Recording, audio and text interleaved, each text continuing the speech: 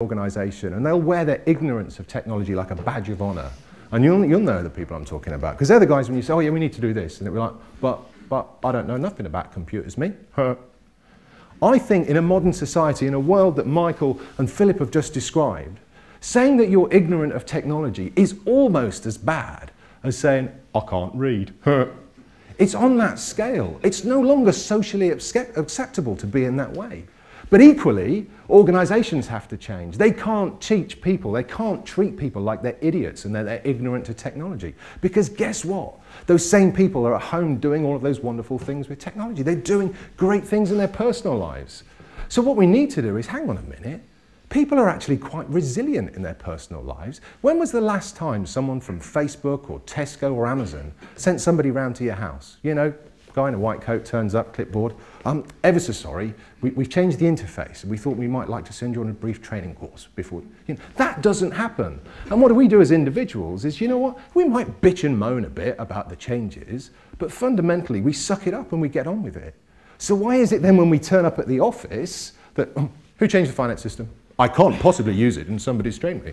You know, come on. We're not in that world anymore. And we need a bit of give and take. And I'm not saying that we can ignore digital literacy. I'm not saying that in IT we shouldn't be supportive. But actually people are more resilient, they're smarter, they're better with technology than we often give them credit for. And we've got a lot to do with that. And a lot of people, when we talk about the hybrid organisation, especially people who haven't paid attention, and I know it's often hard in these events, will say, yeah, but that's all right. Well, that's just about the kids, isn't it? This is all running around after the pretty young things and their bloody iPhones doing all... It's not. We actually see the biggest growth in social networking tools is actually older generations. And people are really understanding how this technology can change people's experience in what they do. And I'll give you two examples of that. One is fairly benign, but it's intriguing. I don't know how many of you have ever tried this experiment. Watch Question Time on a Thursday night with a laptop in front of you and the BBC's Question Time ticker, Twitter hashtag in front of you. All of a sudden, you go from this one-dimensional experience, or in my house, just me shouting at the telly, to this two-dimensional experience where I'm communicating with a number of people, most of whom I may or may not know, about what's going on. People do it in front of footy matches, all that sort of stuff. So all of a sudden, this technology has enabled me to engage with the thing that I'm actually, you know, in the olden days, I would just being broadcast to. Secondly, and more importantly, we're seeing in instances like in assisted living areas, where people are using social technologies to broaden their social connection. And this leads to much greater happiness in the patient. People feel better, they feel, you know, better in themselves. And guess what? They get better. And we have to spend less money on sending people around there to keep them part of society. And again, this is not all or nothing. This isn't we're all going to be digital lovies spending hours in front of our computers or mobile devices. But this is about using them appropriately and using them to great advantage. Philip and Michael have talked a lot about this, and what we're seeing is that technology is enabling this great change in about how we think about work-life balance. And the first important lesson to understand is that nobody said that balance had to be 50-50. We heard from Charles earlier about, actually, it's a personal choice to you, how you want to deal with that. But what you should have is you should have the ability to choose where and when you do the things that you want to do. And the technologies that we've talked about today, the kind of societal change that we've talked about today, the kind of changes in the built environment we've talked about today, permit us all, instead of this being this boundary between work and life, where I am working, I am not working, it's actually much more feathered than that. I bet most of you will have travelled here today, maybe reading the paper, maybe checking your email on your mobile device. You know, it's given you the ability to be thoughtful about how you use technology to do what you want to do. Certain organisations who take the right kind of cultural approach, and I'll give you Microsoft as an example, not because it's brilliant and I work there, but because it's my work experience. Microsoft could broadly care less about where I am when I do my work, as long as two things happen. As long as I have the happiest customers in the world and my projects get done on time, Microsoft frankly couldn't give us stuff. So as an individual, to me, that's really empowering. If I want to bunk off tomorrow for my son's 5th birthday, and I do, and I am, that's up to me, right? But I know that if I do that, rather than take holiday, I'll probably work Saturday morning or Saturday night or Thursday night to make up the time. And what's important there is that's my choice. I've been empowered by a culture of an organization, by the infrastructure of an organization, and by technology to be able to do that. And if nothing else, if you remember nothing else about the hybrid organization, it's about empowering individuals within the context of the organization so that they have the choice to work the way that they want, when they want. It also helps us to dispel some of the myths that we've been fighting for years. We talked about the dumb user. I'm going to give you another one, and Philip talked about it a bit earlier. You know, how many of you know an organization, or maybe work inside an organization, that, you know, when the conversation goes a bit like this, you know what, I think I'm going to work from home on Friday? And the reply's like, yeah, okay, Dave, that's great. How is the patio coming on? You know, come on. We have moved so far from that world now where we really have to get into this concept, and I love the jelly bean working thing. I think that's brilliant, Philip, about how people are actually empowered to do their job. We're all responsible individuals. We're all professionals. That's why you bloody employed us. So treat us like that. And it's a bit back to why, you know, how many of you, again, raise your hands if Facebook or Twitter is blocked at the firewall in your organization? A few of you. See, I find that really intriguing because there are two reasons why your IT guys will have done that. One is because it's a security risk. Well, again, come on. We've dealt with security, certainly PC security, for 30 years. It's a bumpy ride, but we kind of get there and we know what we're doing. The second reason is far more frightening. What you'll find is it's a culture inside the organization that says if you have access to do that stuff, you'll just waste your time. You know, all you'll do, you'll sit on there all day. Well, come on, hang on a minute. You've employed me to be a professional. Give me some credit. If you're going to take that line, then frisk me for newspapers and Sudoku books when I walk in, because it's the same bloody thing. And then, you know, this is back to the days. Do you remember when the internet first turned up and there would only be one guy in the office that had like the internet? And wow, can I have a go? You know, how would your businesses work today if that was still the case? They wouldn't work today. And social networking and social tools will be exactly the same. There's a final part of that which is equally problematic. Over half of the people connected to the internet are on Facebook.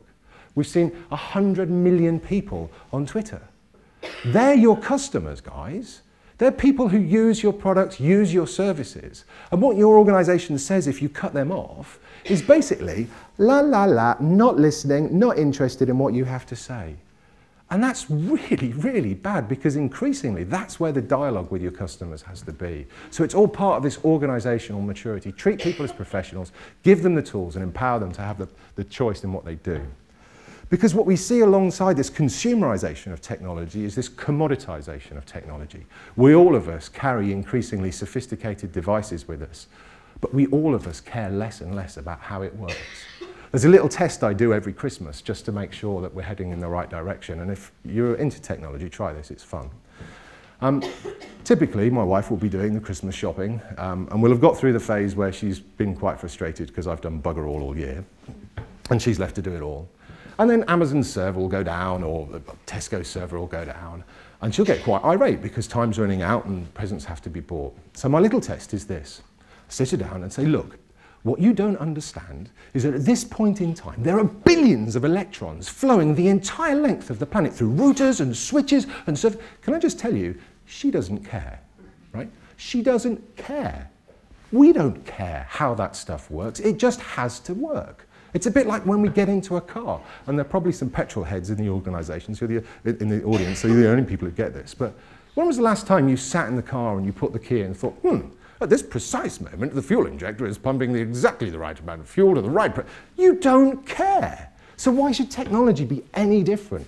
Let me tell you, it's not any different.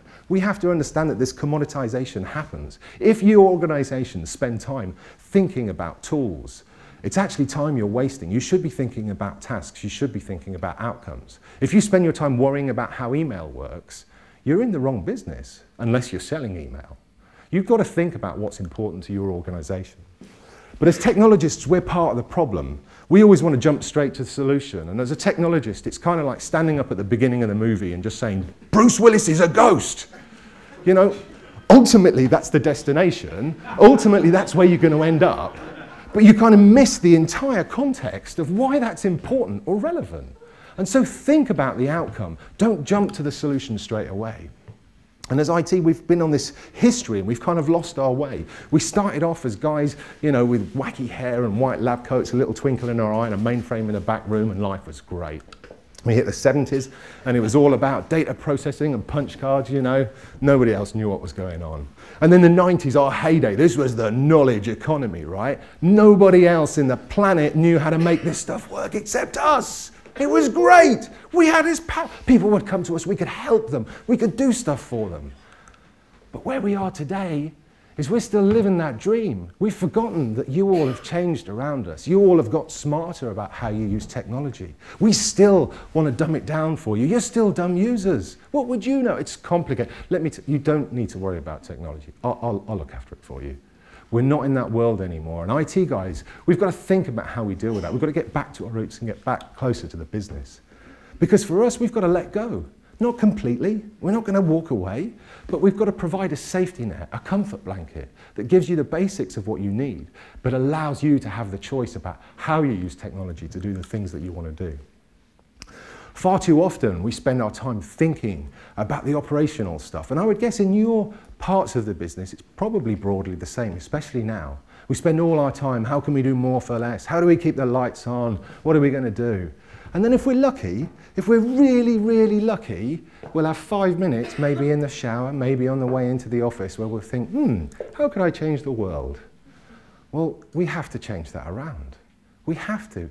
The commoditization of technology lets us do that. We shouldn't be worrying about email anymore. We should be thinking about the concepts that Philip and Michael have talked about, how we enable people to connect and do the stuff that they do best, which is to be wise, to be collaborative. Because ultimately, and this is the paradox I think we face in the IT industry, the paradox is this: we have to make technology invisible. You shouldn't be thinking about how you use the stuff to get the job done. But equally, we have to make sure that you understand that this is pretty cool stuff. This is fantastic. This is really important. You need the ability to connect people in this kind of way. But if you do nothing else, think about the individual, think about how they're empowered, and think about how you put technology into the background. And with that, I think we'll head into a panel discussion. Right. That was terrific, Dave. Thanks very much indeed. I'm going to hand it straight over to the audience. The hybrid organisation. You've seen 3 perspectives, the psychological, the physical, and the virtual. So who'd like to kick it off?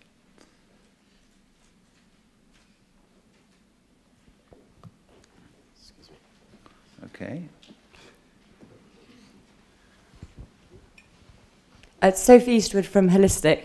This might be a slightly stupid question, but we're just taking an office, and I wonder how far off this is, because I've talked to an IT consultant who's told me I need wired networking without question. Okay. Are you in TV broadcasting? No. Then you'll be fine.